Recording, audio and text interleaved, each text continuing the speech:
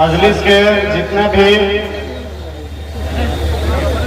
मेहमान उपस्थित हुए हैं उन सभी को मन से तहे दिल से सलाम पेश करता हूँ। जैसे कि हम लोगों को पता है कि यहाँ पे आज बैरिस्टर असदुद्दीन ओवैसी साहब का प्रोग्राम होने वाला है। हमारे कायद ने हमको यहाँ पे मजलिस का एक प्रत्याशी के रूप में अखिलेश्वर प्रसाद सिंह को यहाँ पे भेजा है।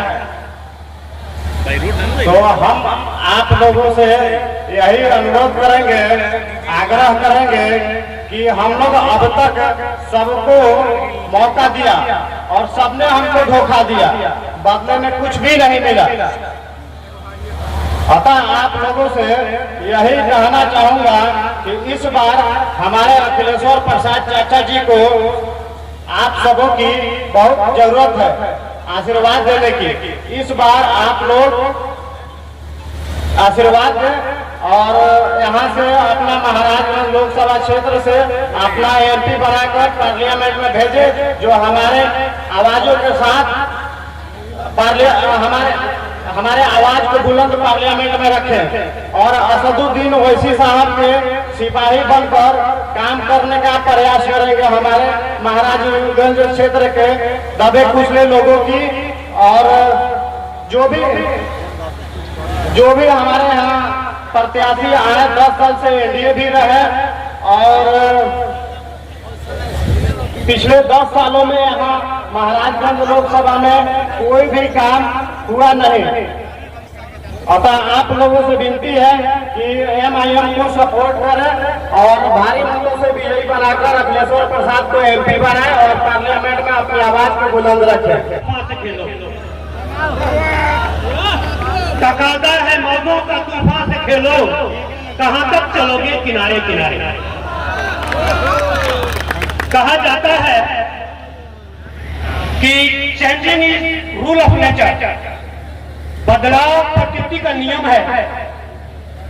लेकिन मैं जहां तक देखता हूं कि बहुत दिनों से हम लोग जिस पौधे की सिंचाई कर रहे हैं वो पौधा अब मुरझाने के लिए जा रहा है। उस पौधे में वो दम नहीं है कि भारत जैसे विशाल साम्राज्य की विशाल देश की अगुवाई कर सके और यहाँ के तमाम दलित, शोषित, पीड़ित, अल्पसंख्यक, दबे कुचले लोगों को एक समानता का अधिकार दे सके। बाबा साहब भीमराव अम्बेडकर ने जिस संविधान को रच करके दिया और असदुद्दीन ओवैसी एकमात्र ऐसा नेता है भारत में जिन्होंने असदुद्दीन ओवैसी ने उस संविधान को अपने सीने से लगाकर जब भी बोला है न्याय के लिए बोला है, जब भी बोला है देश के सम्मान और समानता के लिए बोला है, जब भी वो बोला है असदुद्दीन ओवैसी ने ये साबित कर दिया है कि हमारा देश सर्वोपरि है। देश का सम्मान, राष्ट्र का सम्मान, संविधान का सम्मान, अपने आप का सम्मान और देश के प्रत्येक व्यक्ति का सम्मान। भले बाबा साहब भीमराव अम्बेडकर हमारे बीच नहीं है, उनका संविधान हमारे पास है। उस संविधान को लेकर के अपने लोकतंत्र की रक्षा के लिए, अपने संविधान की रक्षा के लिए और देश की मजबूती, एकता और अखंडता के लिए हमको असदुद्दीन ओवैसी के आदर्शों को, उनके सपनों को साकार करना है। ये मैं आपसे कहते हुए मैं चंद मिनटों के लिए अपने आप से कहूंगा कि आप लोग ये संकल्प लें और इस तरह का कोई प्रयास करें कि असदुद्दीन ओवैसी का सपना साकार हो। इसलिए कहा जाता है कि देश जिसने अपने देश के लिए अपने प्राण की आहुति दी, धन है वो आत्मा।